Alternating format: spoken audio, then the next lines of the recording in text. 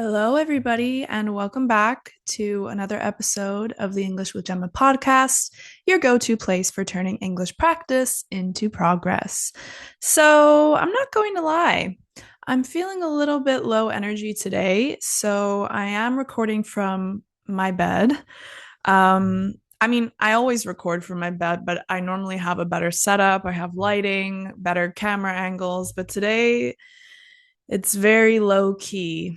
It's very chill. I am feeling a little bit, yeah, I don't know, just a little bit weird, a little bit sad, I guess.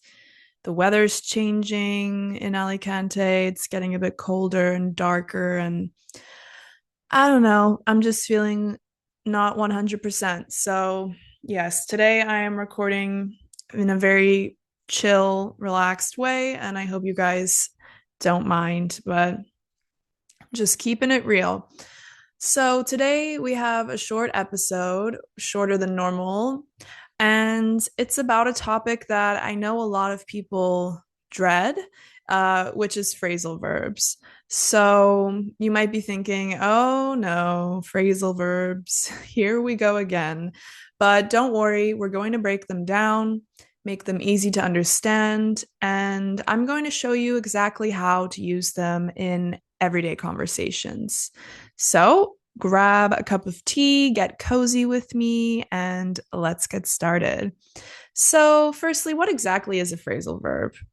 Basically, it's a verb combined with a preposition or an adverb, and it changes the meaning of the original verb. So, for example, if you have the verb get, it has a lot of meanings, but let's just say get means to obtain something. For example, 2 months ago, I got my driver's license. I obtained my driver's license. So, get on its own just means to obtain something. But if I say, I'm finding it difficult to get by, when I add that preposition by, it changes the meaning of the verb. And get by means to endure something or survive something. So I could ask my friends, oh, how are you getting by? Are you okay? And they might say, oh, I'm struggling to get by right now. Like things are difficult for me. So you see how just adding that preposition by changes the original meaning of the verb get. So we are going to talk about the verb get, and we are going to add different prepositions to it in order to make different phrasal verbs. And we're going to look at a few phrasal verbs with get.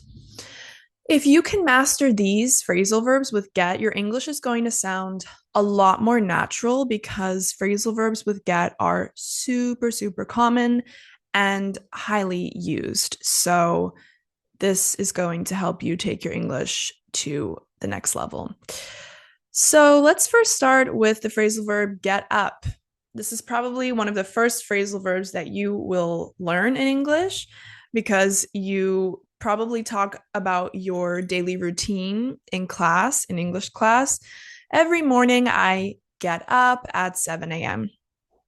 So, get up means to rise from a sitting or lying down position. So, we have the phrasal verb wake up, which means to open your eyes and stop sleeping. So, you might wake up at 7 a.m., but you might not get up until 7:30 because you stay in bed.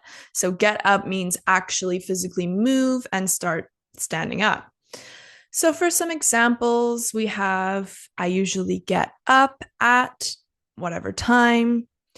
To get up early is another great example. This morning, I got up early to go for a run. So whenever you talk about the action of leaving your bed or standing up, we use get up. That's the phrasal verb that you need.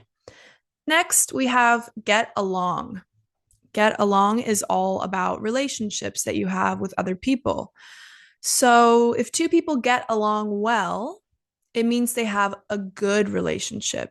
They like each other and they don't fight. But if two people get along badly or they don't get along, it means they don't have a good relationship. They fight a lot and they are not friends. So, for some examples, do you and your coworkers get along well?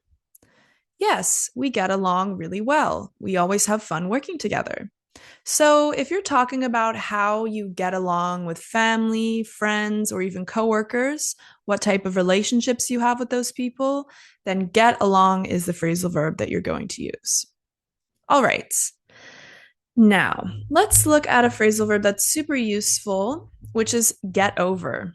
To get over has a couple different meanings, but the most common one is when you recover from something difficult or unpleasant, like an illness, a breakup from a relationship, or a challenge in life. For example, I just got over a cold. I had a cold and now I'm better, so I got over that cold. It took me a while, but I finally got over my breakup. So I was feeling really sad about breaking up with someone, but now I feel better, so I got over the breakup. So if you've been through something hard, but now you're feeling better or stronger, you are going to say that you have gotten over it, to get over something. Let's move right along to get by. I used this at the beginning of the episode. I said I was struggling to get by today. This one is super useful in everyday conversations. If someone says they get by, it means that they are able to survive or manage a situation even when things aren't perfect. You're doing just enough to make it through. So, for example, today I'm not feeling that great, but I'm getting by. I'm continuing. I'm still recording my podcast, so I'm getting by. Let's look at some examples. How's your new job going? It's really tough, but I'm getting by. So you can use get by to talk about your ability to cope with challenges in life, whether it's challenges in work, school, or just life in general, because let's be honest, life can be challenging sometimes. So we need that phrasal verb to get by. Now, let's have a look at get together. This is a great one to use when you're talking about meeting with someone, usually in a casual or social way. So we're not talking about work meetings, official meetings, formal meetings. We're talking about just kind of hanging out, socializing. So let's look at some examples. Hey, we should get together soon for coffee. Like we should meet up soon for coffee. The next example, I'm getting together with some friends this weekend to watch the game. So I'm organizing a get together. I'm organizing a meeting with some friends, and it's very sociable and casual. So anytime that you're making plans to meet up with someone, you can use get together. It's informal and friendly and very native kind of expression. So if you need help understanding something, or if someone explains something to you, you can say that you get it. Oh, I get it. I get it means I understand, and you understand clearly. But if I explain something to you and you're super confused, you can say, I don't get it. I don't get it. I don't understand. Okay. Super useful phrasal verb. Let's look at some examples with get it. Do you get what I mean? Yeah, I get it now. Thank you for explaining. So, get it is great for when you want to express that you understand expressions, directions, or ideas. So, just remember, if you understand something well, you can say that you have gotten it. You say, I got it, or I get it. Okay, so we've covered a lot of ground today in a short amount of time. That was kind of a speed round episode. But there's one more important phrasal verb with get that I want to share with you. It is get in. This one is used when you arrive somewhere, especially if it's a car, a bus, or a plane. Or just your house also. So you could say to somebody, what time did you get in last night? That means what time did you get home last night? What time did you get in? Oh, I didn't get in until midnight. I didn't get home until midnight. Get in can also be used when entering a building or a room. So next time someone asks if you're home, you can say, yeah, I just got in, if you just arrived home. All right, let's do a little recap of the phrasal verbs that we've learned today.